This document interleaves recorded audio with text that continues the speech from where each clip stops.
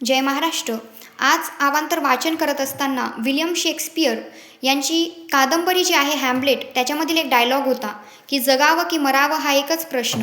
भारतीय जनता पक्षाने हाच डायलॉग बोलण्याची वेळ आज भारतातील शेतकऱ्यांवर आणून ठेवली आहे. भारतातील शेतकरी हा म्हणत आहे की जगावं की मरावं हा एकच प्रश्न.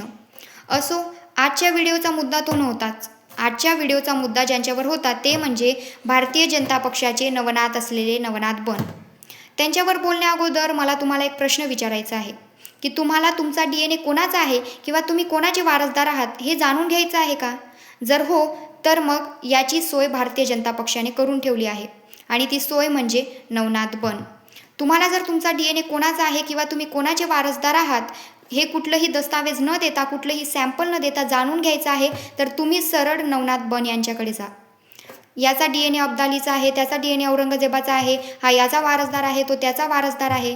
अहो, बन साहेबांना म्हणा, एवढंच जर तुम्ही DNAवर बोलण्याऐवजी महाराष्ट्रातील शेतकऱ्यांच्या विकासावर बोलले असतात तर आम्हीच सुद्धा तुमच्याबद्दल काही एक दोन शब्द कौतुकाचे बोललो असतो. पण याच्यावर टीका करणार, त्याच्यावर टीका करणार. आता काही दिवसांपासूनच आपल्याला दिसतंय की नवनाथ बन हे राऊत साहेबांवर टीका करताना दिसत आहेत.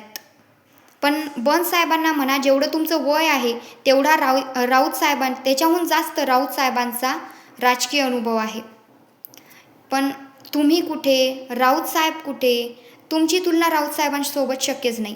पण बन साहेबांना असं वाटतंय की त्यांच्या बोललेल्या प्रत्येक गोष्टी हेडलाईनवर झळकतात, म्हणजे ते खूप अभ्यासू आहेत. बन साहेबांना जर असं वाटत असणार तर तो त्यांचा गैरसमज आहे. बन साहेबांना म्हणा, तुमच्या बोललेल्या प्रत्येक गोष्टी हेडलाईनवर झळकतात कारण तुम्ही अभ्यासू आहात म्हणून नाही, तर तुमचा पक्ष सत्तेत आहे म्हणून, आणि दुर्दैवाने तुमचा पक्ष हा हुकुमशाही वृत्तीचा आहे म्हणून. बन साहेबांना असं वाटतं की भारतीय जनता पक्षाने त्यांना माध्यम सेल प्रमुख बनवलं, बसायला खुर्ची आणि बोलायला माईक दिला म्हणजे भारतीय जनता पक्ष त्यांचा आदर करतो. पण बन साहेबांना म्हणा, असं नाही आहे. भारतीय जनता पक्ष तुमचा आदर करतो म्हणून नाही, तर भारतीय जनता पक्षाला स्वतःचं मत मांडण्यासाठी अजून एक बोलणारा पोपट हवा होता म्हणून.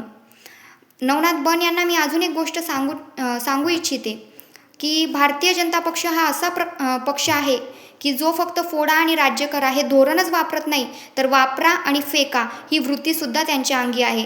म्हणून बन साहेबांना म्हणा, तुम्ही तुमच्याच पक्षाकडून सांभाळून राहा, हेच मी बन साहेबांना सांगू इच्छिते. तात्पुरता एवढंच. धन्यवाद. जय हिंद, जय महाराष्ट्र.